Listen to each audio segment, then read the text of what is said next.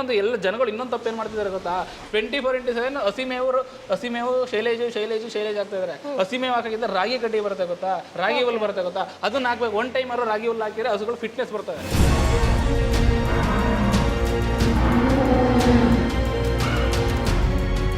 ತಿಳ್ಕೊಳ್ಳೇಬೇಕಾದ ವಿಚಾರ ಏನು ಅಂದ್ರೆ, ಬೆಳಗ್ಗೆ 10 ಗಂಟೆಯಿಂದ ಸಂಜೆ 6 ಗಂಟೆವರೆಗೂ ಫೀಡ್ಸ್ ಹಾಕಿದ್ರೆ ಹಾಲು ಬರಲ್ಲ.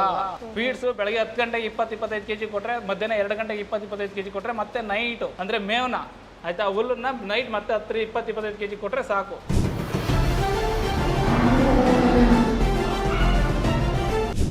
ಇನ್ನೊಂದು ಹೇಳ, ಒಬ್ಬ ವ್ಯಕ್ತಿ ಮನೆ ಒಳಗೆ ಎಷ್ಟು ದಿನ ಇರ್ತಾನೆ? ಆಗಲ್ಲ ಅಲ್ವಾ? ಹಿಂಗೆ ಕತ್ತು ಮುಗಿಸ್ಕೊಂಡು ಎಷ್ಟೊತ್ತು ಬರ್ಬೋದು. ಅವನ್ನ 24x7 ಹಂಗೆ ಕಟ್ಟಾಕಿದ್ರೆ ಈಗ ಒಬ್ಬ ಮನುಷ್ಯನ ಬಿಸಿಲೇ ಬೀಳಿಲ್ಲ ಅಂದ್ರೆ ಹೆಂಗಾಗುತ್ತೆ ಹೇಳಿ? ಹೌದು, ಹಸುಗಳಿಗೆ ಬಿಸಿಲು ಬೇಕೇ ಬೇಕು. ಇವ್ರೇನ್ ಮಾಡ್ತಾರೆ, ಬೆಳಗ್ಗೆಯಿಂದ ಸಂಜೆವರೆಗೂ ಇಲ್ಲೇ ಕಟ್ಬಿಡ್ತಾರೆ.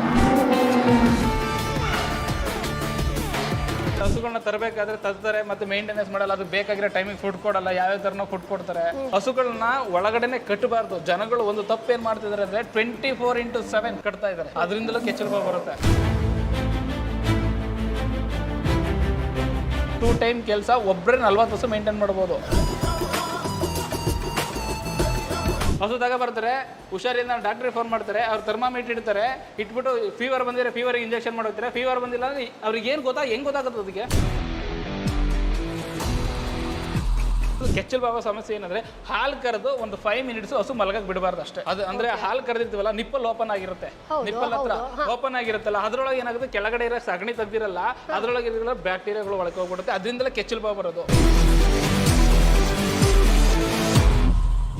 ನಮಸ್ಕಾರ, ವೆಲ್ಕಮ್ ಟು ಬಾಸ್ವಾಲಾ ಫಾರ್ಮಿಂಗ್ ಚಾನೆಲ್. ನಾನು ಚೈತ್ರ. ಇತ್ತೀಚೆಗೆ ಸಾಕಷ್ಟು ರೈತರು ಹೇಳುತ್ತಿರುವಂತ ಒಂದೇ ಒಂದು ಮಾತು ಏನಪ್ಪಾ ಅಂತಂದ್ರೆ, ಹೈನುಗಾರಿಕೆ ಸಿಕ್ಕಾಪಟ್ಟೆ ಕಷ್ಟಪ್ಪ, ಹೈನುಗಾರಿಕೆಯಲ್ಲಿ ನಷ್ಟ ಆಗ್ತಾ ಇದೆ, ಇದಕ್ಕಿದ್ದಂತೆ ಹಸುಗಳಿಗೆ ಕೆಚ್ಚಲುಬಾವು ಸಮಸ್ಯೆ ಕಾಣಿಸ್ಕೊಳ್ಳುತ್ತೆ, ಅಥವಾ ಹಸುಗಳು ಸಾವಿಗೀಡಾಗ್ತವೆ, ಅಥವಾ ಹಸುವಿನ ಹಾಲಿನ ಇಳುವರಿಯಲ್ಲಿ ಕಡಿಮೆ ಆಗ್ತಾ ಇದೆ. ಆದ್ರೆ ನೀವು ಯಾವತ್ತಾದ್ರೂ ಕ್ವಶನ್ ಮಾಡ್ಕೊಂಡಿದ್ದೀರಾ, ಹಸುವಿನ ಹಾಲು ಇದ್ದಕ್ಕಿದ್ದಂತೆ ಯಾಕೆ ಕಡಿಮೆ ಆಗ್ತಾ ಇದೆ, ಅಥವಾ ಕೆಚ್ಚಲುಬಾವು ಯಾಕೆ ಹಸುಗಳಿಗೆ ಬರ್ತಾ ಇದೆ, ಇದಕ್ಕೆ ಮೇಜರ್ ರೀಸನ್ ಏನು ಅನ್ನುವಂಥದ್ದನ್ನ ಯೋಚನೆ ಮಾಡಿದ್ರೆ ಪಕ್ಕಾ ಹೈನುಗಾರಿಕೆಯಲ್ಲಿ ನೀವು ಸಕ್ಸಸ್ ಆಗ್ಬೋದು.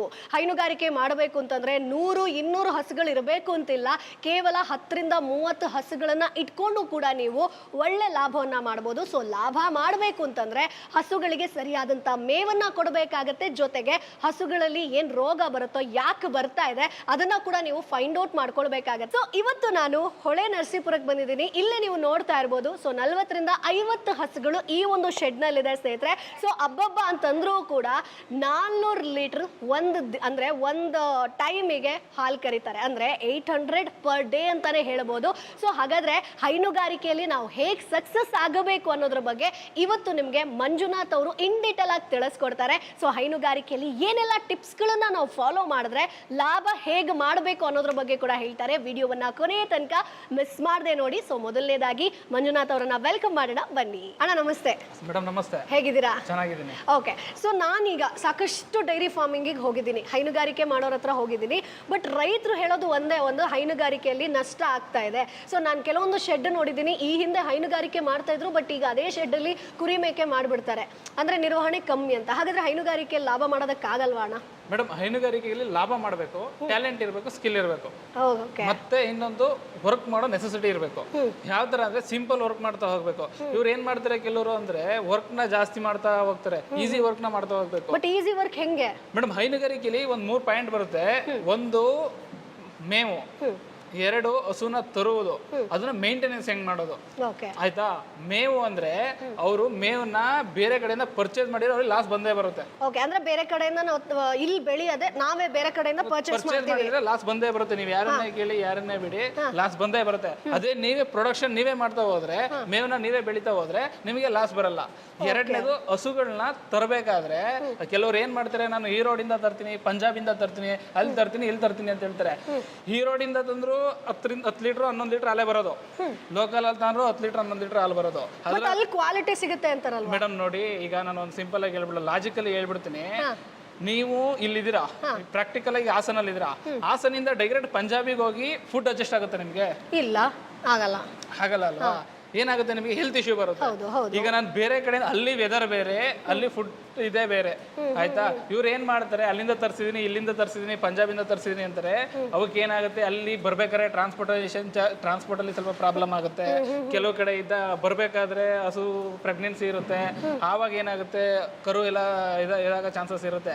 ಆ ಕಡೆ ಈ ಕಡೆ ಗಾಡಿ ತುಂಬ್ಕೊ ಬರ್ಬೇಕಾದ್ರೆ ಲೋಕಲ್ ಅಲ್ಲೇ ಆಲ್ಮೋಸ್ಟ್ ಲೋಕಲ್ ಅಲ್ಲೇ ಪರ್ಚೇಸ್ ಮಾಡಿ ಲೋಕಲ್ ಅಲ್ಲೇ ಬ್ರೀಡ್ ಮಾಡಕ್ಕೆ ನೋಡ್ಬೇಕು. ಇವ್ರು ಏನ್ ಮಾಡ್ತಾರೆ, ನಾನು ಪಂಜಾಬಿಂದ ತರಿಸ್ತೀನಿ, ಈರೋಡಲ್ಲಿ ತರಿಸ್ತೀನಿ, ಆಮೇಲೆ ಬಿಯರ್ ವೇಸ್ಟ್ ಹಾಕೋದು, ವೇಟ್ ಕೇಕ್ ಹಾಕೋದು, ನ್ಯಾಚುರಲ್ ಫುಡ್ ನ ಅಲೋ ಮಾಡಲ್ಲ ಯಾರು ಸಹ. ಕೆಲವರು ಏನ್ ಮಾಡ್ತಾರೆ, ಬಿಯರ್ ವೇಸ್ಟ್ ಹಾಕಿ ಹಸುಗಳು ಪ್ರೆಗ್ನೆನ್ಸಿನೇ ನಿಲ್ಲಲ್ಲ, ಹೀಟ್ ಜಾಸ್ತಿ ಆಗುತ್ತೆ, ಈ ತರ ಎಲ್ಲ ಹಾಲ್ ಜಾಸ್ತಿ ಬರುತ್ತೆ ಅಂತ ಹೇಳಿ. ಹೌದು. ಇವ್ರು ಕೆಲವರು ಇನ್ನೊಂದು ಏನ್ ಮಾಡ್ತಾರೆ ಅಂದ್ರೆ, ಹಸುಗಳನ್ನ ತರಬೇಕಾದ್ರೆ ತರ್ತಾರೆ, ಮತ್ತೆ ಮೇಂಟೆನೆನ್ಸ್ ಮಾಡಲ್ಲ, ಅದು ಬೇಕಾಗಿರೋ ಟೈಮಿಗೆ ಫುಡ್ ಕೊಡಲ್ಲ, ಯಾವ್ಯಾವ ತರನ ಫುಡ್ ಕೊಡ್ತಾರೆ. Easy maintenance. ಹಸುಗಳನ್ನ ಒಳಗಡೆನೆ ಕಟ್ಟಬಾರ್ದು. ಜನಗಳು ಒಂದು ತಪ್ಪು ಏನ್ ಮಾಡ್ತಿದಾರೆ ಅಂದ್ರೆ 24/7 ಕಟ್ತಾ ಇದಾರೆ ಮನೆ ಒಳಗಡೆನೆ, ಕೊಟ್ಟಿಗೆ ಒಳಗಡೆ ಕಟ್ತಾ ಇದಾರೆ, ಬಿಚ್ಚೊಟ್ಟಿಗೆ ಕಟ್ಟಲ್ಲ, ಬಿಸ್ಲಿಗೆ ಕಟ್ಟಲ್ಲ. ಅದರಿಂದಲೂ ಕೆಚ್ಚಲು ಬಾವು ಬರುತ್ತೆ. ಮತ್ತೆ ಡೈಲಿ ವಾಶ್ ಮಾಡ್ತಾರೆ. ಡೈಲಿ ವಾಶ್ ಮಾಡಬಾರ್ದು, ಅದರಲ್ಲಿ ಚರ್ಮದಲ್ಲಿ ಬ್ಯಾಕ್ಟೀರಿಯಾಗಳು ಇರ್ತವೆ. ಅದು ಕ್ಲೀನ್ನೆಸ್ ತುಂಬಾ ಇಂಪಾರ್ಟೆಂಟ್. 3 ಡೇಸಿಗೆ ಒಂದ್ಸರಿ ವಾಶ್ ಮಾಡಿ, 2 ಡೇಸಿಗೆ ಒಂದ್ಸರಿ ವಾಶ್ ಮಾಡಿ. ಡೈಲಿ ವಾಶ್ ಮಾಡಿದ್ರೆ ಬ್ಯಾಕ್ಟೀರಿಯಾಸ್ ಹೋಗಲ್ವಾ? ದಟ್ ಇಸ್ ಲಾಜಿಕಲಿ ಪಾಯಿಂಟ್ ಅಲ್ವಾ ಅದು? ಕರೆಕ್ಟ್. ಬಟ್ ಹಸುಗಳು ಕ್ಲೀನ್ ಆಗಿರ್ಬೇಕು ಅಂತ ಹೇಳ್ಕೊಂಡು ದಿನ ತೊಳಿತಾರೆ. ಕೆಲವೊಂದ್ ಸತಿ ನಾನು ನೋಡಿದೀನಿ 2 ಸತಿ ತೊಳಿತಾರೆ. ನೆಸೆಸಿಟಿ ಇಲ್ಲ, ಬರೀ ಕೆಚ್ಚಲು ತೊಳ್ಕೊಂಡು ಮ್ಯಾಟ್ ನ ನೀಟಾಗಿ ಕ್ಲೀನ್ ಮಾಡ್ಕೊಳ್ಳಿ, ಕೆಳಗಡೆ ಜಾಗನ ಕ್ಲೀನ್ ಮಾಡಕ್ಕೆ ಹೇಳಿ. ನೋಡಿ ಇವ್ರು ತೊಳೆಯೋದೇ ಇಲ್ಲ, ಕೆಳಗಡೆ ಮ್ಯಾಟ್ ನ ತೊಳಿತಾರೆ, ಹಸು ತೊಳೆಯೋದಿಲ್ಲ. ನೋಡಿ ನಾವು ತೊಳಸೇ ಇಲ್ಲ ಹಸುಗಳನ್ನ ಜಾಸ್ತಿ, 3 ಡೇಸಿಗೊಮ್ಮೆ ತೊಳಸ್ತೀವಿ.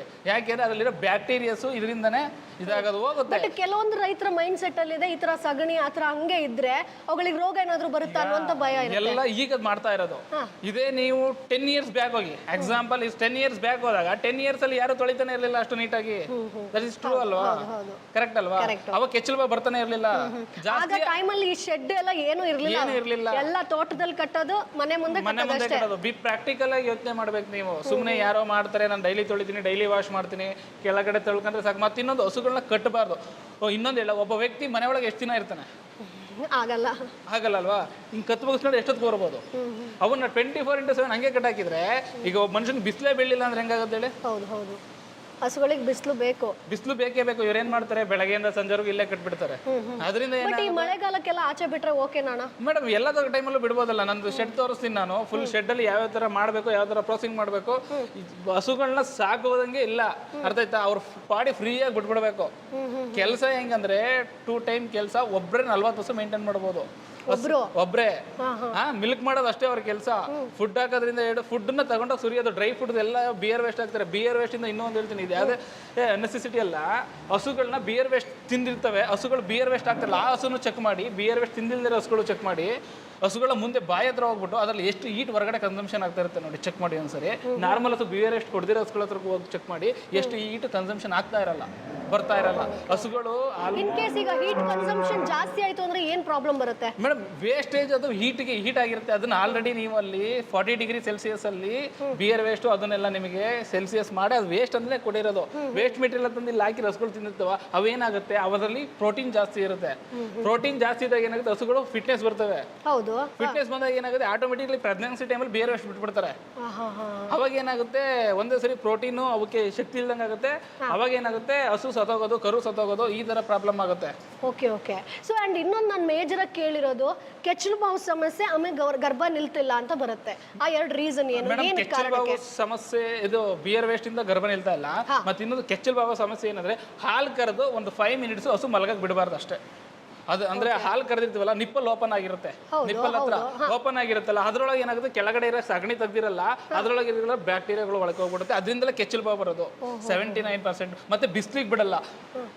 ಬಿಸ್ಲಿಗೆ ಅದರಲ್ಲಿದ್ರೆ ಎಲ್ಲ ಹಸುಗಳು ಬ್ಯಾಕ್ಟೀರಿಯಾವು ಅವು ಇವು ಎಲ್ಲ ಮಣ್ಣಲ್ಲಿದ್ರೆ ಹೋಗ್ಬಿಡ್ತವೆ, ಸದೋಗ್ಬಿಡ್ತವೆ ಬಿಸಿಲಲ್ಲಿ. ಮತ್ತೆ ಮಣ್ಣಲ್ಲಿದ್ರೆ ಇವ್ರೇನ್ ಮಾಡ್ತಾರೆ, 24/7 ಒಳಗೆ ಕಟ್ಟಾಕ್ತಾರೆ. ಆ ಪರ್ಪಸ್ ಇಂದಲೇ ಕೆಚ್ಚಲು ಬಾವು ಬರೋದು. ನೀವು ಅದೇ ಹೊರಗಡೆ ಬಿಡಿ ಹಸುಗಳನ್ನ ಯಾಕೆ ಬರ್ತಾ ಇದಾವೆ ಕೆಚ್ಚಲು ಬಾವು? ಯಾವ ಹಸಿಗೆ ಬರ್ತಾ ಇದಾವೆ? 90% ಇದೆ ಬರ್ತಾ ಇಲ್ಲ. ಹೊರಗಡೆ ಬಿಟ್ಟು ಪೆಡಾ ಸಿಸ್ಟಮ್ ಮಾಡಿ ಇದು ಮಾಡೋರಿಗೆ. ಅವಕ್ಕೆ ಇನ್ನೊಬ್ರು ಏನ್ ಮಾಡ್ತಾರೆ, ಏನಪ್ಪ ಡ್ರೈ ಫ್ರೂಟ್ಸ್ ನ ಹಾಕಕ್ ಇದ್ ಮಾಡಿ, ಫೀಡ್ಸ್ ಎಲ್ಲ ಡ್ರೈ ಹಾಕಕ್ ಇದ್ ಮಾಡಿ. ನಮ್ದೆಲ್ಲ ಈಸಿ ಕೆಲಸ ಹೆಂಗೆ ಅಂದ್ರೆ ಮೇಡಮ್, ನೀರ್ನ ನಾವು ಕುಡ್ಸಕ್ಕೆ ಹೋಗಲ್ಲ, ಹೊರಗಡೆ ಕಟ್ಬಿಡ್ತೀವಿ, ಒಂದ್ ತೊಟ್ಟಿ ಮಾಡಿದೀವಿ, ಯಾವ ಬೇಕಾದ್ರೂ ನೀರು ಕುಡಿತವೆ, ಯಾವ ಬೇಕಾದ್ರೂ ಇದಾವೆ. ಸೊ ದಿನದಲ್ಲಿ ಎಷ್ಟೊತ್ತು ಹಸುಗಳನ್ನ ಆಚೆ ಬಿಡ್ತೀರಾ? 24/7. ಮಳೆಲಿ ಮಾತ್ರ ಒಳಗಡೆ ಅವೇ ಬರ್ತವೆ. ಓಕೆ ಓಕೆ 24/7 ಬೆಳಗ್ಗೆ ಆದ್ರಲ್ಲೇ ಸಂಜೆ ಆದ್ರಲ್ಲೇ ಸಪ್ರೇಟ್ ಇದ್ರೆ ಶೆಡ್ ಮಾಡಿದ್ವಿ. ಶೆಡ್ ಒಳಗಡೆ ಇನ್ನು ಪ್ರೊಸೆಸಿಂಗ್ ಮಾಡ್ತಾ ಇದೀವಿ. ಈಗ ಮಳೆ ನಮ್ ಕಡೆ ಹಾಸನ ಕಡೆ ಎಲ್ಲ ಮಳೆ ಜಾಸ್ತಿ ಆಗಿರೋದ್ರಿಂದ ನಾವೇನ್ ಮಾಡಿದ್ವಿ ಅಂದ್ರೆ ಈ ಶೆಡ್ ನ ಓಪನ್ ಮಾಡಿದ್ವಿ. ಬೇಕಾದ್ರೆ ಬಿಸಿಲಿಗೆ ಹೋಗೋದು, ಬೇಡ ಅಂದ್ರೆ ನೆಳ್ಳಿಗೆ ಬರ್ಬೋದು. ಓಕೆ, ಸೊ ಈಗ ಹಸುಗಳನ್ನ ನಾವು ಆಚೆ ಕಟ್ಟೋದ್ರಿಂದ ಮೇಜರ್ ಆಗಿ ಏನೇನ್ ಬೆನಿಫಿಟ್ ಇದೆ, ಏನೇನ್ ಚೇಂಜಸ್ ನಾವು ಕಾಣ್ತೀವಿ ಹಸುಗಳು? ಮೇಡಮ್ ಹಾಲ್ ಜಾಸ್ತಿ ಬರ್ತವೆ, ವಾಕ್ ಮಾಡ್ತವೆ, ಫ್ರೀಡಮ್ ವಾಕ್ ಮಾಡ್ತವೆ, ಆಕ್ಟಿವ್ ಆಗಿರ್ತವೆ. ಮತ್ತೆ ಫುಡ್ ನ ನೀವು ಹಾಕ್ಬೇಕು ಅಂತ ಮೈಂಡ್ ಸೆಟ್ ಇಲ್ಲ.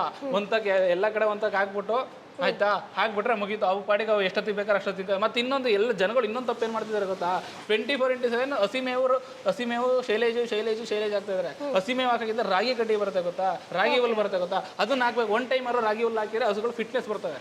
ಒನ್ ಟೈಮ್ ರಾಗಿ ಹುಲ್ಲು ಎಷ್ಟು ಕ್ವಾಂಟಿಟಿಗೆ ಹಾಕ್ಬೇಕು? ಈಗ ಒಂದು ಹಸುಗೆ ಎಷ್ಟು ಬೇಕಾಗುತ್ತೆ? ನಾರ್ಮಲ್ ಆಗಿ ಇಷ್ಟು ಏನು ಬರುತ್ತೆ, ಒಂದು ತೆಗೆ ಅಷ್ಟು ಬರುತ್ತೆ, ಇಷ್ಟನ್ನ ಹಾಕ್ತಾ ಇರಬೇಕು. ಇವ್ರು ಏನು ಮಾಡ್ತಾರೆ, 24/7 ಶೈಲೇಜ್ ಹಾಲಿನ ಪರ್ಪಸ್ಗೋಸ್ಕರ ಶೈಲೇಜ್ ಅವಾಗಿಂದ ಹಸುಗಳು ಕಳ್ಕೊಳಕ್ ಬರ್ತಾರೆ. ಮತ್ತೆ ಶೈಲೇಜು ಕೆಲವ್ರು ಏನು ಮಾಡ್ತಾರೆ, ಮೇವನ್ನ ತಗೊಬರ್ತಾರೆ, ಕುಯ್ಗೆ ಬರ್ತಾರೆ.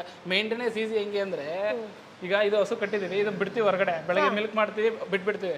ಸಂಜೆ ಇನ್ ಕೇಸ್ ಬೇಕು ಅಂದ್ರೆ ಕಟ್ಬೋದು, ಸಾಕು ಅಂದ್ರೆ ಬಿಡ್ಬೋದು. ಆಯ್ತಾ, ಇವ್ರೇನ್ ನೀರ್ ಕುಡ್ಸೋಕ್ ಒಂದ್ ಟೈಮು ಲೇಬರ್ ಬೇಕೇ ಬೇಕಾಗುತ್ತೆ. ಅದೇ ತೊಟ್ಟಿ ತುಂಬಿಟ್ಬಿಟ್ರೆ ಅವೇ ಆಟೋಮೆಟಿಕ್ಲಿ ಕುಡ್ಕೊಬಿಡ್ತಾವಲ್ಲ, ನಮ್ ಕೆಲಸ ಕರೆಕ್ಟಾ. ಆಮೇಲೆ ಫೀಡ್ಸ್ ಅಷ್ಟೇ, ಒಂದ್ ಟೈಮ್ ಹಾಕ್ಬಿಟ್ರೆ ಫೀಡ್ಸು ಬೆಳಗ್ಗೆ 10 ಗಂಟೆಯಿಂದ ಸಂಜೆ 6 ಗಂಟೆವರೆಗೂ ಫೀಡ್ಸ್ ಹಾಕಿದ್ರೆ ಹಾಲು ಬರಲ್ಲ. ಇದನ್ನೊಂದು ಜನಗಳು ತಿಳ್ಕೊಳ್ಳೇಬೇಕಾದ ವಿಚಾರ ಏನು ಅಂದ್ರೆ, ಬೆಳಗ್ಗೆ 10 ಗಂಟೆಯಿಂದ ಸಂಜೆ 6 ಗಂಟೆವರೆಗೂ ಫೀಡ್ಸ್ ಹಾಕಿದ್ರೆ ಹಾಲು ಬರಲ್ಲ. ಫೀಡ್ಸ್ ಬೆಳಗ್ಗೆ 10 ಗಂಟೆಗೆ 20-25 kg ಕೊಟ್ರೆ, ಮಧ್ಯಾಹ್ನ 2 ಗಂಟೆಗೆ 20-25 kg ಕೊಟ್ರೆ, ಮತ್ತೆ ನೈಟು ಅಂದ್ರೆ ಮೇವ್ನ ಆಯ್ತಾ ಹುಲ್ಲನ್ನ ನೈಟ್ ಮತ್ತೆ 10-20-25 kg ಕೊಟ್ರೆ ಸಾಕು. ಆಯ್ತಾ, ನೀವು ಬೆಳಗ್ಗೆ 3 ಟೈಮ್ಸ್ ಕೊಡಬೇಕು. 3 ಟೈಮ್ಸ್ ಕೊಟ್ರೆ ಮುಗೀತು. ಇವ್ರು ಏನ್ ಮಾಡ್ತಾರೆ, ಬೆಳಗ್ಗೆ 10 ಗಂಟೆಗೆ ಸ್ಟಾರ್ಟ್ ಮಾಡ್ತಾರೆ, ಹೊಲ್ದಾಗ ಕಟಾಕಿ ಸಂಜೆವರೆಗೂ ಮೇಯಿಸ್ತಾನೆ ಇರ್ತಾರೆ. ಕರೆಕ್ಟ್, ಹೌದು. ಏನ್ ನೆಸೆಸಿಟಿನೇ ಇಲ್ಲ ಅದು. ನೀವು ಎಲ್ಲಾದ್ರೂ ನೋಡಿ, ಎಲ್ಲಿ ಬೇಕಾದ್ರೂ ಸರ್ಚ್ ಮಾಡಿ ನೋಡಿ. ಹೊರಗಡೆ ಟರ್ಕಿ ಈ ಕಡೆ ಎಲ್ಲ ಏನಾಗಿದೆ ಅಂದ್ರೆ, ಸ್ಪೆಷಲಿಸ್ಟ್ ಡಾಕ್ಟರ್ಗಳಿದ್ದಾರೆ, ನಮ್ಮ ಕರ್ನಾಟಕದಲ್ಲಿ ಇಲ್ಲ. ಏನಾಗಿದೆ ಅಂದ್ರೆ, ಈ ಥರ ಹಸುಗಳಿಗೆ ಪ್ರಾಬ್ಲಮ್ ಬಂದಿದೆ ಅಂದ್ರೆ, ಹಸುಗಳನ್ನ ಬ್ಲಡ್ ತಗೊಬಂದು ಬ್ಲಡ್ನ ಚೆಕ್ ಮಾಡ್ತಾರೆ. ಅದಕ್ಕೆ ಪ್ರೋಟೀನ್ ಕಮ್ಮಿ ಆಗಿದೆ, ವಿಟಮಿನ್ ಕಮ್ಮಿ ಆಗಿದೆ. ನಮ್ಮ ಇಲ್ಲಿ ಏನು ಮಾಡ್ತಾರೆ ಅಂದ್ರೆ, ಹಸು ತಗೊಬರ್ತಾರೆ, ಹುಷಾರಿಂದ ಡಾಕ್ಟ್ರಿಗೆ ಫೋನ್ ಮಾಡ್ತಾರೆ, ಅವ್ರು ಥರ್ಮಾಮೀಟರ್ ಇಡ್ತಾರೆ, ಇಟ್ಬಿಟ್ಟು ಫೀವರ್ ಬಂದಿದ್ರೆ ಫೀವರ್ಗೆ ಇಂಜೆಕ್ಷನ್ ಮಾಡೋತಾರೆ. ಫೀವರ್ ಬಂದಿಲ್ಲ ಅಂದ್ರೆ ಅವ್ರಿಗೆ ಏನು ಹೆಂಗ್ ಗೊತ್ತಾಗುತ್ತೆ, ಅದಕ್ಕೆ ಬ್ಲಡ್ ಟೆಸ್ಟ್ ಮಾಡಿರ್ತಾನೆ ಗೊತ್ತಾಗೋದು. ಅದು ಪಂಜಾಬಲ್ಲಿದೆ, ಮಹಾರಾಷ್ಟ್ರದಲ್ಲಿದೆ, ಹೊರಗಡೆ ಎಲ್ಲ ಇದೆ. ಅಲ್ಲೆಲ್ಲ ಹಸುನ ಬ್ಲಡ್ನ ಟೆಸ್ಟ್ ಮಾಡಿಸಿ ಹಸುಗೆ ಏನು ಕಾಯಿಲೆ ಇದೆ ಅದಕ್ಕೆ ಇಂಜೆಕ್ಟ್ ಮಾಡ್ತಾರೆ. ನಮ್ಮ ಇಲ್ಲೆಲ್ಲ ಏನು ಮಾಡ್ತಾರೆ ಅಂದ್ರೆ, ಸುಮ್ಮನೆ ಹಸುನ ತಗೊಬರ್ತಾರೆ, ಡಾಕ್ಟರ್ ತೋರಿಸ್ತಾರೆ, ಅವ್ರ ಪಾಡಿಗೆ ಅವ್ರು ಏನು ಇಂಜೆಕ್ಟ್ ಮಾಡ್ತಾರೆ, ಅದಕ್ಕೆ ಏನಾಗಿದೆ ಅಂತ ಏನು ಇಂಜೆಕ್ಟ್ ಗೊತ್ತಾಗುತ್ತೆ ಅವರಿಗೆ. ಫೀವರ್ ಒಂದಿದ್ರೆ ಗೊತ್ತಾಗುತ್ತೆ, ಥರ್ಮಾಮೀಟರ್ ಇಟ್ಬಿಟ್ಟು ಚೆಕ್ ಮಾಡ್ತಾರೆ ಫೀವರ್ ಇದೆ ಅಂತ. ಅದು ಬಿಟ್ಟರೆ ಬೇರೆದೆಲ್ಲ ಹೆಂಗೆ ಕಂಡಿಡಿತಾರೆ ಜನಗಳು ಏನಂದ್ರೆ, ಸುಮ್ಮನೆ ಲಾಸ್ ಬರುತ್ತೆ, ಅದು ಬರುತ್ತೆ, ಇದು ಬರುತ್ತೆ, ಕೆಲಸಗಳ ಮಾಡ್ತಾ ಹೋದ್ರೆ ಫ್ರೀಯಾಗಿ ಮಾಡ್ತಾ ಹೋಗ್ಬೇಕು. ಮೇಂಟೆನೆನ್ಸ್ ಕೆಲಸ ನಾವು 40 ಹಸುಗಳಿದೆ, ನಾವೇನು ಮಾಡ್ತೀವಿ, ಬೆಳಿಗ್ಗೆ ಹಾಲ್ಗೆ ಹೊರಗಡೆ ಬಿಟ್ಬಿಡ್ತೀವಿ ಫ್ರೀಯಾಗಿ. ಅದು 10/10 ಇರಲಿ, 10 ಹಸು 15 ಹಸು ಬಿಡ್ಬೋದು ಅದ್ರೊಳಗಡೆ. 10 ಹಸು 15 ಹಸು ಬಿಡ್ಬೋದು. ಆಯ್ತಾ, ಮಳೆ ಟೈಮಲ್ಲಿ ಒಳಗಡೆ ಆಟೋಮೆಟಿಕ್ಲಿ ಬರ್ತದೆ, ಹಾಲು ಕರ್ಕೊಳ್ಳೋದು ಮತ್ತೆ ಬಿಟ್ಬಿಡೋದು, ಮುಗ್ದೋಯ್ತಿಲ್ಲ ಕೆಲಸ. ಸೊ ದಿನಕ್ಕೆ ಇಲ್ಲಿ ಎಷ್ಟು ಲೀಟರ್ ಹಾಲು? ಮೇಡಮ್ 400 ಲೀಟರ್ ಕನ್ಸಂಪ್ಷನ್ ಆಗುತ್ತೆ ಹಾಲಿಲ್ಲಿ ಒಂದು ಟೈಮ್ಗೆ. ಸೊ 2 ಟೈಮ್ ಅಂದ್ರೆ 800 ಲೀಟರ್ ಆಯ್ತು ಕನ್ಸಂಪ್ಷನ್ ಆಗುತ್ತೆ. ಸೊ ಇಲ್ಲಿ 40ರಿಂದ 50 ಹಸು ಇದೆ. ಓಕೆ, ಸೊ ಅಣ್ಣ, ಈಗ ನೀವು ಹೇಳಿದ್ರಿ ಪಂಜಾಬಿಂದ ಆಗಿರ್ಬೋದು, ಆ ಕಡೆಯಿಂದ ನಾವು ಹಸುಗಳನ್ನ ತಂದ್ರೆ ಈ ರೀತಿ ಸಮಸ್ಯೆ ಆಗುತ್ತೆ ಅಂತ. ಕೆಲವೊಂದಷ್ಟು ಜನ ಆಲ್ರೆಡಿ ಈಗ ಹೈನುಗಾರಿಕೆಯನ್ನ ಮಾಡ್ತಾ ಇದ್ದಾರೆ. ಓಕೆನಾ, ಆಲ್ರೆಡಿ ಕೆಚ್ಚಲುಬಾವು ಸಮಸ್ಯೆ ಕಾಣಿಸ್ಕೊಂಡಿದೆ. ಅವ್ರಿಗೆ ಏನ್ ರೆಮಿಡಿ ಹೇಳ್ತೀರಾ, ಹೆಂಗ್ ನಿರ್ವಹಣೆ ಮಾಡ್ಬೋದು, ನಾವು ಕಮ್ಮಿ ಹೆಂಗ್ ಮಾಡ್ಬೋದು? ಒಂದು ಲಿಕ್ವಿಡ್ ಇದೆ, ಮೆಡಿಕಲ್ ಅಲ್ಲಿ ಹೋಗಿ ಆ ನಿಪ್ಪಲ್ ಹಾಲು ಕರೆದ ತಕ್ಷಣ ನಿಪ್ಪಲ್ ಅಲ್ಲಿ ಒಂದು ಲಿಕ್ವಿಡ್ ಬರುತ್ತೆ. ಆಯ್ತಾ, ಆ ಲಿಕ್ವಿಡ್ ಹಾಕ್ಬಿಟ್ರೆ ಮುಗ್ದೋಯ್ತು. ಹೌದು, ಎಷ್ಟು ದಿನದಲ್ಲಿ ಕ್ಯೂರ್ ಆಗುತ್ತೆ? ಕೆಚ್ಚಲುಬಾವನ್ನ ಕ್ಯೂರ್ ಮಾಡ್ತೀರಾ ಅಂತ ಯಾರು ಹೇಳಲ್ಲ, ಯಾವ ಡಾಕ್ಟರ್ ಸಹ 100% ಗ್ಯಾರಂಟಿ ಕೊಡಲ್ಲ. ಕೆಚ್ಚಲುಬಾವನ್ನ ನಾವು ಅದನ್ನ ಮಾಡಿ ಆ ಲಿಕ್ವಿಡ್ ಹಾಕಿ ಈ ಲಿಕ್ವಿಡ್ ಹಾಕಿ ಕ್ಯೂರ್ ಮಾಡ್ತೀನಿ ಅಂತ ಯಾರು ಹೇಳಲ್ಲ. ಆಯ್ತಾ, ಕೆಚ್ಚಲುಬಾವು ಕ್ಯೂರ್ ಆಗೋದು ಇದೆ. ಆಯ್ತಾ, ಅದು ಏನಾಗುತ್ತೆ, ಬ್ಯಾಕ್ಟೀರಿಯಾ ಹೋಗಿ ಒಳಗಡೆ ಹೋದ್ಮೇಲೆ ಕೆಚ್ಚಲುಬಾವು ಬಂದೇ ಬರುತ್ತೆ. ಅದು ನೆಕ್ಸ್ಟ್ ಟೈಮಿಗೆ ಕ್ಯೂರ್ ಆಗ್ಬೋದು, ಇಲ್ಲ ಬೇರೆ ಇಂಜೆಕ್ಟ್ ಮಾಡಿದ್ರೆ ಇಂಜೆಕ್ಟ್ ಇಂದ ಡಾಕ್ಟರ್ ಸಜೆಷನ್ ಮಾಡ್ಕೊಂಡು ಕ್ಯೂರ್ ಮಾಡ್ಕೋಬೇಕಷ್ಟೇ. ಆಯ್ತಾ, ನೆಕ್ಸ್ಟ್ ಸರಿ ನಾವು ಹೇಳೋದಿಷ್ಟೇ, ಹಸುನ ನೆಲಕ್ಕೆ ಮಲಗಕ್ಕೆ ಬಿಡಬೇಡಿ. ಓಕೆ, ಬಟ್ ಈಗ ನಂಗೆ ಇನ್ನೊಂದು ಡೌಟ್ ಇದೆ. ಈಗ ಕೆಚ್ಚಲುಬಾವು ಆಲ್ರೆಡಿ ಸಮಸ್ಯೆ ಕಾಣಿಸ್ಕೊಂಡಿದೆ, ಆದ್ರೆ ನಮ್ಗೆ ಡೈಲಿ ಹಾಲು ಕರಿಲೇಬೇಕಲ್ವಾ? ಸೊ ಈಗ ನಾವು ಮಿಲ್ಕಿಂಗ್ ಮೆಷಿನ್ ಯೂಸ್ ಮಾಡ್ತೀವಿ ಅಂತಂದ್ರೆ ಮತ್ತೆ ಸಮಸ್ಯೆ ಏನಾದ್ರು ಆಗುತ್ತಾ, ಹೆಂಗೆ? ಮೇಡಮ್ ಇಲ್ಲ, ಒಂದು ನಿಪ್ಪಲ್ ಬಿಟ್ಬಿಟ್ಟು 3 ನಿಪ್ಪಲ್ನ ಯೂಸ್ ಮಾಡ್ಬೋದಲ್ವಾ? ಒಂದು ನಿಪ್ಪಲ್ ಬಿಟ್ಬಿಟ್ಟು 3 ನಿಪ್ಪಲ್ನ ಯೂಸ್ ಮಾಡ್ಬೋದು ನೀವು. ಆ ಥರದ್ದೇನು ಸಮಸ್ಯೆ ಇಲ್ಲ. ಆ ಥರದ್ದೇನು ಸಮಸ್ಯೆ ಇಲ್ಲ. ಓಕೆ, ಸೊ ಈಗ 40ರಿಂದ 50 ಹಸು ಇಲ್ಲಿದೆ, ಇಲ್ಲಿಗೆ ಎಷ್ಟು ಮಿಲ್ಕಿಂಗ್ ಮೆಷಿನ್ ಬೇಕಾಗುತ್ತೆ? ಒಂದು ಮಿಲ್ಕಿಂಗ್ ಮೆಷಿನ್ ಸಾಕು. ಡಬಲ್ ಬಕೆಟ್ ಕೆಪಾಸಿಟಿ, 2 ಕ್ಯಾನ್ ಸೇರಿದ್ರೆ 40 to 50 ಮಿನಿಟ್ಸ್ ಅಲ್ಲಿ ಮಿಲ್ಕ್ ಮಾಡ್ಬೋದು ನೀವು. Okay, super. ಸರಿ, ಹಾಗಾದ್ರೆ ಈಗ ನನ್ನ ಹತ್ರ 40ರಿಂದ 50 ಹಸು ಇದೆ ಅಂತಂದ್ರೆ ಎಷ್ಟು ಲಾಭ ಮಾಡ್ಬೋದಾ ನಾನು? ಮೇಡಮ್, ಅದು ನಿಮ್ಮ ಕೆಪಬಿಲಿಟಿ, ನೀವು ತರೋ ಹಸು ಮೇಲೆ ಡಿಪೆಂಡ್. ಅದು ನಾವು ಇಷ್ಟೇ ಮಾಡ್ಬೋದು, ಅಂದಾಜಿಗೆ ಮಾಡ್ಬೋದು. ಪರ್ ಡೇ 3000 ಮಾಡ್ಬೋದು. ಪರ್ ಡೇ 3K ಮಾಡ್ಬೋದು ನಾವು. 3K 4K ಮಾಡ್ಬೋದು. ಅದು ನಿಮ್ಮ ಮೇಲೆ ಖರ್ಚೆಲ್ಲ ಕಳೆದು. ಆಯ್ತಾ, ಡ್ರೈ ಫ್ರೂಟ್ಸು ಈಗೆಲ್ಲ ಇನ್ನೊಂದು ಹೇಳ್ಬಿಡ್ಲ, ಫೀಡ್ಸು ಎಲ್ಲ ಕಡೆ ಸಿಗುತ್ತೆ ನಿಮಗೆ. ಡ್ರೈ ಫೀಡ್ಸ್ ನೀರಲ್ಲಿ ಮಿಕ್ಸ್ ಮಾಡ್ಬಿಡ್ರಿ, ಡೈರೆಕ್ಟ್ ಹಿಂಗೆ ತಗೊಂಡು ಸುರಿದ್ಬಿಡಿ. ಅವ್ರಿಗೆ ಎಷ್ಟು ಬೇಕಷ್ಟು ತಿನ್ಕೋತಾವಲ್ಲ, ಒಂದು ಚೀಲ ಓಪನ್ ಮಾಡ್ಬಿಟ್ಟು ಡೈರೆಕ್ಟ್ ಹಿಂಗೆ ಸುರಿದ್ಬಿಟ್ರೆ ಮುಗ್ದೋಯ್ತಲ್ಲ. ಅಣ್ಣ, ಈಗ ಮೇವು ಅಂತ ಬಂದಾಗ ಸೊ ನಮ್ಮ ರೈತರಿಗೆ ಟಿಪ್ಸ್ ಕೊಡ್ಬೋದಾ, ಏನ್ ಹಾಕಿದ್ರೆ ಒಳ್ಳೇದು, ಏನ್ ಹಾಕಬಾರ್ದು? ರೈತರಿಗೆ ಮೇವು ಹಾಕೋದು ಈಸಿ. ಈಗ ಏನು ಮಾಡ್ತಾರೆ ಕೆಲವರು ಮೇವನ್ನ ತಗೊಂಡ್ಬಿಟ್ಟು ಅಲ್ಲಿಂದ ಕಟ್ ಮಾಡ್ಕೊಂಡ್ಬಂದ್ಬಿಟ್ಟು ಇಲ್ಲಿ ಚಾಪ್ ಕಟಿಂಗ್ ಮಾಡಿ ಚಾಪ್ ಕಟ್ಟಿಂದ ತಂದು ಹಾಕ್ತಾರೆ. ಅದ್ರ ಬದಲು ಈಗ ಟ್ರ್ಯಾಕ್ಟರ್ ಚಾಪ್ ಕಟ್ರುಗಳಿದಾವೆ. 3 months ಅಲ್ಲಿ 1 day 2 day ವರ್ಕ್ ಇರುತ್ತೆ. ನೀವು ಶೈಲೇಜ ಟ್ರ್ಯಾಕ್ಟರ್ ಚಾಪ್ ಕಟ್ರಲ್ಲಿ ಮಾಡಿಸ್ಕೊ ಬಂದ್ಬಿಟ್ಟು ಗುಂಡಿ ಒಳಗೆ ಹಾಕಿಬಿಟ್ರೆ ಮುಗೀತು. ನೀವು ಮತ್ತೆ ಬೇರೆ ಮಾಡೋ ಕೆಲಸನೇ ಇರಲ್ಲ. ಅದನ್ನ ಡೈಲಿ ರೆಗ್ಯುಲರ್ ಯೂಸ್ ಆಗ್ತಾ ಹೋದ್ರೆ ಸಾಕು. 1 time ರಾಗಿ ಹುಲ್ಲು ಆಗ್ತಾ ಹೋದ್ರೆ ಸಾಕು. ಆಗ ಪ್ರೊಡಕ್ಷನ್ ಜಾಸ್ತಿ ಆಗ್ತಾ ಹೋಗುತ್ತೆ. ಕೆಲವರು ಅನ್ನೆಸೆಸರಿಯಾಗಿ ಆ ಫುಡ್ ಹಾಕ್ತಿವಿ ಈ ಫುಡ್ ಹಾಕ್ತಿವಿ. ಸರ್ ಹಸಿನಲ್ಲಿ ಹಾಲು ಬರಲಿಲ್ಲ ಅಂದ್ರೆ ನೀವು ಯಾವ ಫುಡ್ ಹಾಕಿದ್ರು ಬರಲ್ಲ ಸರ್. ನೀವು ಬಿಯರ್ ವೇಸ್ಟ್ ಹಾಕಿರೋ ಬರಲ್ಲ, ಕಾರ್ಗಿಲ್ ಫುಡ್ ಹಾಕಿರೋ ಬರಲ್ಲ, ಬೂಸ ಹಾಕಿರೋ ಬರಲ್ಲ. ಆಯ್ತಾ, ನೀವು ತಗೊಳ್ಳೋ ತಳಿ ಮೇಲೆ ಡಿಪೆಂಡ್ ಆಗುತ್ತೆ. ಸರ್ ವ್ಯಾಕ್ಸಿನೇಷನ್ ಎಲ್ಲ ನೀವು ಎಚ್ ಎಫ್ ನೇ ವ್ಯಾಕ್ಸಿನೇಷನ್ ಮಾಡಿಸ್ಬೇಕು. ಒಳ್ಳೆ ಡಾಕ್ಟರ್ ಇರಬೇಕು. ಕೆಲವ್ರು ಏನ್ ಮಾಡ್ತಾರೆ, HF ಕ್ರಾಸ್ ವ್ಯಾಕ್ಸಿನೇಷನ್ ಮಾಡ್ತಾರೆ. ಅವಾಗ ಏನಾಗುತ್ತೆ, ನಿಮ್ಗೆ ಹಾಲ್ ಡೌನ್ ಆಗುತ್ತೆ. ನೀವು ನಾಟಿ ಹಸುಗೆ ಕ್ರಾಸ್ ಮಾಡಿಸ್ಬೇಕಾದ್ರೆ HF ಮಾಡಿಸಿ ಹಸು ಜಾಸ್ತಿ ಹಾಲು ಕೊಡೋಕೆ ಸ್ಟಾರ್ಟ್ ಆಗುತ್ತೆ. 1 to 2 ಲೀಟ್ರ್ ಇದು ಕಾಮನ್ ಆಗಿ ನೀವು ಚೆಕ್ ಮಾಡಿದ್ರೆ ಎಲ್ಲ ಮಾಡಿದ್ರೆ ಆಲ್ಮೋಸ್ಟ್ ಗೊತ್ತಿರೋರು. ನಾಟಿ ಹಸುಗೆ ನೀವು ಕ್ರಾಸ್ ಬೀಡ್ ಅಂದರೆ HF ಕರುಗೆ ಇಂಜೆಕ್ಟ್ ಮಾಡಿದರೆ ಆಯಿತಾ, ಅದೇನಾಗುತ್ತೆ ನಿಮಗೆ ಕ್ರಾಸ್ ಬೀಡಾಗಿ ಹುಟ್ಟುತ್ತೆ. ಕ್ರಾಸ್ ಬೀಡಲ್ಲಿ ನಿಮಗೆ ಹಾಲು ಜಾಸ್ತಿ ಬರುತ್ತೆ ನೀವು ಚೆಕ್ ಮಾಡಿಬೇಕಾದ್ರೆ. ಬಟ್ ನಮ್ಮ ರೈತರು ಹಾಲು ಜಾಸ್ತಿ ಬರ್ತಿದೆಯಾ? ಹಾಲು ಜಾಸ್ತಿ ಬರುತ್ತೆ. ಅದು 2 ಲೀಟ್ರ್ ನಾಟಿ ಹಸು 2 ಲೀಟ್ರ್ ಹಾಲು ಕೊಡೋದಾದ್ರೆ ನಿಮಗೆ ಕ್ರಾಸ್ ಬೀಡ್ ಬಂದು 4 to 5 ಲೀಟ್ರಿಗೆ ಹಾಲು ಬರುತ್ತೆ. ಅದೇ ಥರ ನೀವು ಯಾವ 7 ಇದು ಮಾಡ್ತೀರಾ ಕೊಡಿಸ್ತೀರಾ ಅದ್ರ ಮೇಲೆ ಡಿಪೆಂಡ್ ಆಗಿರುತ್ತೆ. ನೀವು 7 ಒಳ್ಳೆ 1000 1500 1600 ರುಪೀಸ್ 7 ಕೊಡಿಸಿದ್ರೆ ನಿಮಗೆ ಹಸುವಿನಲ್ಲಿ ಪ್ರೊಡಕ್ಷನ್ ಜಾಸ್ತಿ ಆಗುತ್ತೆ. ಮ್ಯಾಕ್ಸಿಮಮ್ 10 ಲೀಟ್ರ್ ಅಷ್ಟೇ. 10 to 12 ಹೈಯೆಸ್ಟ್ ಅಲ್ಲಿ 15 ಲೀಟ್ರ್ ಮಿಲ್ಕ್ ಪ್ರೊಡಕ್ಷನ್ ಇರಬೇಕು ಹಸುಗೆ. ಅದ್ರ ಮೇಲಿದೆ ಏನಾಗುತ್ತೆ ಮೇಂಟೆನೆನ್ಸ್ ಮಾಡೋಕ್ಕಾಗಲ್ಲ. ಕೆಚ್ಚಲು ಕೆಳಗೆ ಬೀಳೋದಾಗ್ಲಿ, ಆಮೇಲೆ ಹಾಲು ಕರಿಯಕ್ಕಾಗಲ್ಲ, ನಿಪ್ಪಲ್ ಹಾಕಕ್ಕಾಗಲ್ಲ, ಇವೆಲ್ಲ ಪ್ರಾಬ್ಲಮ್ ಇರುತ್ತೆ. ಕೆಲವರು ನಾನು 20 ಲೀಟರ್ ಕೊಡೋ ಹಸುಗಳು ಹಾಲು ಕರಿತೀನಿ ಅಂದ್ರೆ ಕರಿಯಕ್ಕಾಗಲ್ಲ, ಮಿಷಿನ್ ಹಾಕಕ್ಕಾಗಲ್ಲ, ಹಸುಗಳು ನಿಲ್ಲಕ್ಕಾಗಲ್ಲ, ಪ್ರಾಬ್ಲಮ್ ಆಗುತ್ತೆ. ವೆಯ್ಟ್ ಜಾಸ್ತಿ ನೋಡಿದೀನಿ ಆ ಕೆಚ್ಚಲು ಕಂಪ್ಲೀಟ್ ಇದಾಗಿರುತ್ತೆ. ಅದೇನಂದ್ರೆ ಅದನ್ನು ಒಂದು ಹೇಳ್ಬಿಡ್ತೀನಿ ನಾನು. ಇವ್ರು ಏನ್ ಮಾಡ್ತಾರೆ ಅಂದ್ರೆ 15 ಲೀಟರ್ ಹಾಲು ಕೊಡೋತಾರೆ. ಹಸು ಬಾಡಿ ತಕ್ಕನಾಗಿ ಹಸು ಮಿಲ್ಕಿಂಗ್ ಪ್ರೊಡಕ್ಷನ್ ಇರಬೇಕು. ಬಿಕಾಸ್ ಕೆಲವೊಂದ್ ಕಡೆ ಅವುಗಳಿಗೆ ನಿಲ್ಲಕ್ಕೂ ಆಗಲ್ಲ. ಕೆಲವರು ಏನ್ ಮಾಡ್ತಾರೆ, ಕರಿಯಕ್ಕಾಗಲ್ಲ, ನಿಲ್ಲಕ್ಕಾಗಲ್ಲ. ಹಸು ಬಾಡಿ ತಕ್ಕನಾಗಿ ಕೆಚ್ಚಲಿರಬೇಕು. ಅದನ್ನ ಕಂಟ್ರೋಲ್ ಮಾಡೋ ಕೆಪಬಿಲಿಟಿ ಇರಬೇಕು. ಅದು ತಕ್ಕನಾಗಿ ನೀವು 7 ಕೊಡಿಸ್ತಾ ಹೋಗ್ಬೇಕು.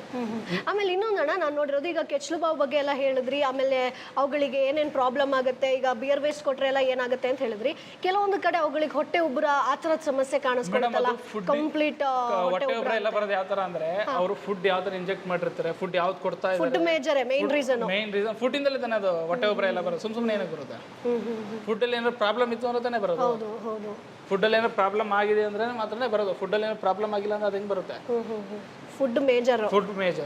ಓಕೆ, ಸೊ ಮೇನ್ ನಾವು ಕರೆಕ್ಟ್ ಆಗಿ ಫುಡ್ ನ ಮೇಂಟೈನ್ ಮಾಡಿದ್ವಿ ಅಂತಂದ್ರೆ, ಅವುಗಳಿಗೆ ಬೇಕಾದಂತ ವಾತಾವರಣ ಕೊಟ್ವಿ ಅಂತಂದ್ರೆ ಹಸುಗಳು ಚೆನ್ನಾಗಿರುತ್ತೆ. ಅದೇ ತರ ಮುಂದೆ ಬನ್ನಿ, ನಾನು ತೋರಿಸ್ತಾ ಹೋಗ್ತೀನಿ ನಿಮಗೆ. ಬಟ್ ನಾವು ಇನ್ನೊಂದು ನಾನು ನೋಡಿದೆ, ಇಲ್ಲಿ ನೀವು ಮ್ಯಾಟ್ ಹಾಕಿದ್ದೀರಾ.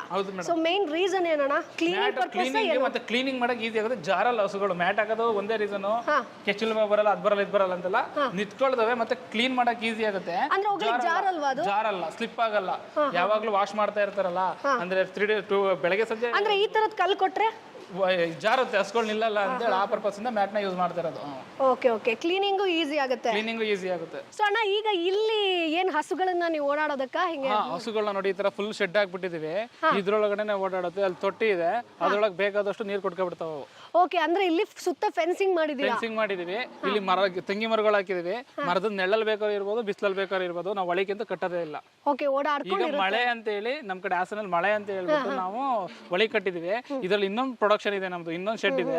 ಅದರಲ್ಲಿ ಹಸು ಮಳೆ ಬಂದ್ರು ಹೊರಗಡೆ ಇರ್ಬೋದು, ಮೇಲ್ಗಡೆ ಶೀಟ್ ಹಾಕ್ಬಿಟ್ಟು ಬೇಕಾದ್ರೆ ಮಳೆಗಾರು ಆಗ್ಬೋದು, ಒಳಿಗಾರು ಬರ್ಬೋದು. ಆ ತರ ಇದು ಮಾಡಿದೀವಿ. ಓಕೆ, ಸೊ ಹಾಗಾದ್ರೆ ಆ ಟೆಕ್ನಾಲಜಿ ನಾನು ನೋಡ್ಲೇಬೇಕು. ಬಿಕಾಸ್ ಎಲ್ಲರೂ ಆ ರೈತರು ಆಲ್ಮೋಸ್ಟ್ ಅದನ್ನ ಅಳವಡಿಸ್ಕೋಬೇಕು ಅನ್ಕೋತೀನಿ. ಯಾಕಂದ್ರೆ ಸರ್ ಹೇಳಿದ್ರು, ಶೆಡ್ ಒಳಗಡೆನೆ ನಾವು ಹಸುಗಳನ್ನ ಕಟ್ ಹಾಕಿದ್ವಿ ಅಂತಂದ್ರೆ ಏನೇನ್ ಸಮಸ್ಯೆ ಆಗುತ್ತೆ ಅದಕ್ಕೆ ಪರಿಹಾರ ಕೂಡ ತಿಳಿಸ್ಕೊಟ್ರು. ಜೊತೆಗೆ ಅವರ ಒಂದು ಹೊಸ ಶೆಡ್ ಕೂಡ ಕರ್ಕೊಂಡು ಹೋಗ್ತಾರೆ. ಅಲ್ಲಿ ಹೈನುಗಾರಿಕೆಯನ್ನ ನೀವು ಮಾಡ್ತೀರಿ ಅಂತಂದ್ರೆ ಶೆಡ್ ಯಾವ ರೀತಿಯಾಗಿ ನೀವು ನಿರ್ಮಾಣ ಮಾಡ್ಕೊಳ್ಬೇಕಾಗತ್ತೆ, ಪ್ಲಾನಿಂಗ್ ಅನ್ನ ಹೇಗೆ ಮಾಡ್ಕೊಳ್ಬೇಕು, ಎಷ್ಟು ಹಸುಗಳನ್ನ ನಾವು ಕಟ್ಕೊಳ್ಬೇಕಾಗತ್ತೆ, ಇವೆಲ್ಲದರ ಬಗ್ಗೆ A to Z ಮಾಹಿತಿಯನ್ನ ತಿಳಿಸ್ಕೊಡ್ತಾರೆ. ಸೊ ಈ ಒಂದು ವಿಡಿಯೋ ನಿಮಗೆ ಯೂಸ್ಫುಲ್ ಆಗಿರುತ್ತೆ ಅಂತ ಅನ್ಕೊಳ್ತೀನಿ. ಸೊ ಈ ಒಂದು ವಿಡಿಯೋದಲ್ಲಿ ಸರ್ ಕೆಚ್ಚಲು ಬಾವು ಸಮಸ್ಯೆ ಆಗಿರ್ಬೋದು, ಏನಕ್ಕೆ ಕಾಣಿಸ್ಕೊಳ್ಳುತ್ತೆ, ಜೊತೆಗೆ ಹೈನುಗಾರಿಕೆಯಲ್ಲಿ ಮೇಂಟೆನೆನ್ಸ್ ಯಾವ ರೀತಿಯಾಗಿ ನಾವು ಫ್ರೀ ಮಾಡ್ಕೊಳ್ಬೇಕಾಗತ್ತೆ, ಅಂದ್ರೆ ಕೆಲಸ ಕಡಿಮೆ ಹೇಗೆ ಮಾಡ್ಕೊಳ್ಬೇಕು, ಏನೇನು ಸಮಸ್ಯೆಗಳು, ಏನೇನು ರೋಗಗಳು ಕಾಣಿಸ್ಕೊಳ್ಳುತ್ತೆ, ಅದಕ್ಕೆ ಪರಿಹಾರ ಏನು, ಇವೆಲ್ಲದ್ರ ಬಗ್ಗೆ ಕಂಪ್ಲೀಟ್ ಮಾಹಿತಿಯನ್ನ ತಿಳಿಸ್ಕೊಟ್ರು. ಸೊ ನೀವು ಕೂಡ ಈ ರೀತಿಯಾದಂಥ ತಪ್ಪುಗಳನ್ನ ಮಾಡ್ತಾ ಇದ್ರೆ ಅದನ್ನ ಹೇಗೆ ಸರಿಪಡಿಸ್ಕೊಳ್ಬೇಕು ಅನ್ನೋದನ್ನ ಟಿಪ್ಸ್ ಕೊಟ್ಟಿದ್ದಾರೆ.